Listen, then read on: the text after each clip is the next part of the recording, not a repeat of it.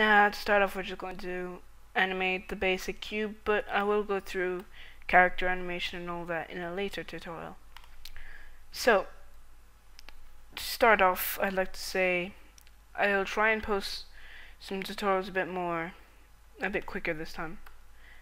So sorry for not uploading a tutorial in a while, and I got my new headset, so it sounds a lot better. And I think that's everything I need to say. Yeah, I'm pretty sure it is. Okay, anyway, let's get started. So if you press 0 on the numpad, you go to this view. This is the camera view. If you don't have a numpad, just go to view, camera. Okay, so we're just going to animate the basic cube. Now this here is the timeline. A very important part in creating animations.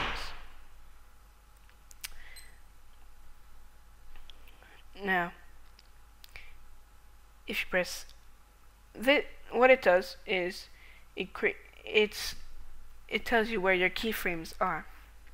Your keyframes are the little things that record, it's bits of info that record the location, rotation, and scaling of an object at a certain point in time. So I'm starting on 1. I'm just going to press I, loc, rot, scale. This stands for location, rotation, and scaling. Now, I'm going to zoom in a bit. Move the cube over here, up a bit, and there. And I'll rotate it. Actually, I won't. I won't rotate it for the first one. I'll just leave it. Now you got to. Oh, sorry about this. Remember, you got to go to a different frame now. So I'm going to go to 30 and move it back up here, and across here. Now, location. This is against for location. Going to go to frame 70 this time and move it over here. Down a bit more.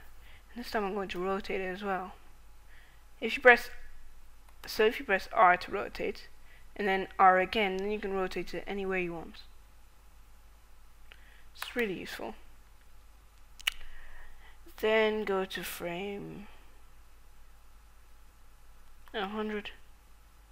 Oops. You gotta press I again. And this time I have to click loc rot because I moved it and I rotated it.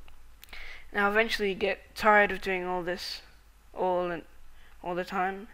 So go to a new frame. Click this button. This is the automatic keyframe button. This time I'll move it back here. I'm going to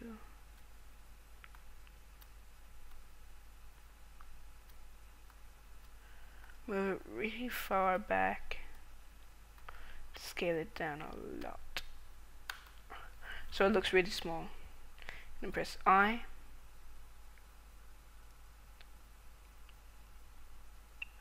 And this time you do loc, rot, scale because you change the location, rotation, and scale. You don't have to do that because it's called the automatic keyframe button actually.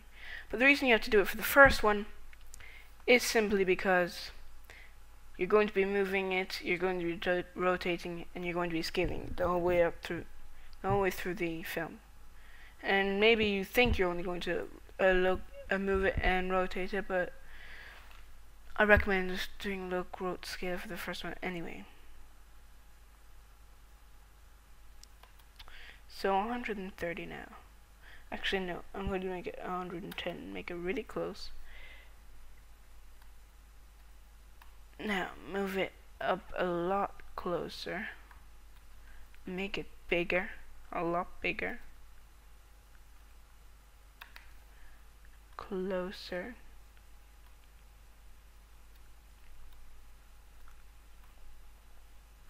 I'm going to rotate it. So there's a corner showing. Gonna press, and it's already done the keyframe.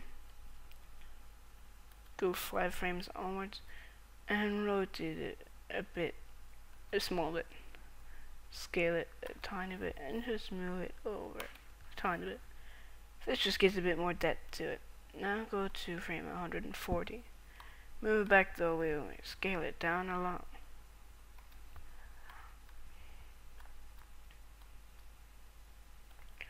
Make sure it's in view though. Rotate it again, some weird direction. Press. No, you don't have to do that. Automatic keyframe button.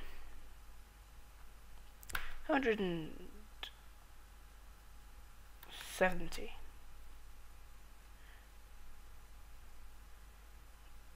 Move it over here. Rotate it another bit.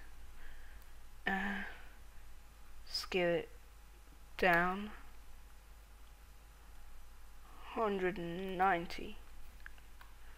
Move it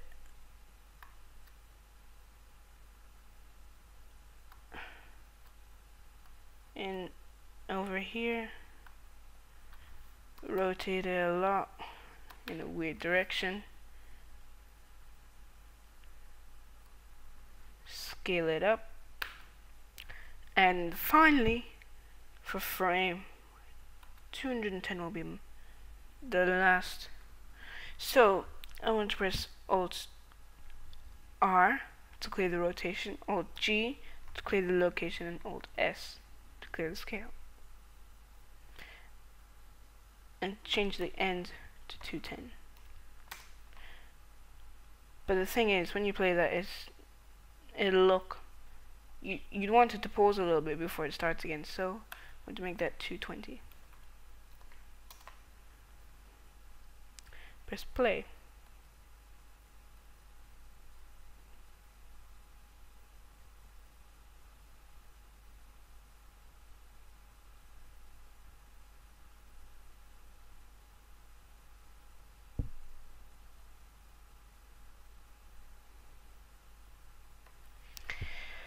Just say you don't like it like I do. See, this part here is a bit blank. So I'm going to go frame 100, frame 85, and move it over here, scale it up a bit more, and rotate it. Now, back to start. Flips around here, goes there. Well, that's nice. Okay, that's good. So, in the next tutorial, we're going to make the camera look at it. See you then. Bye.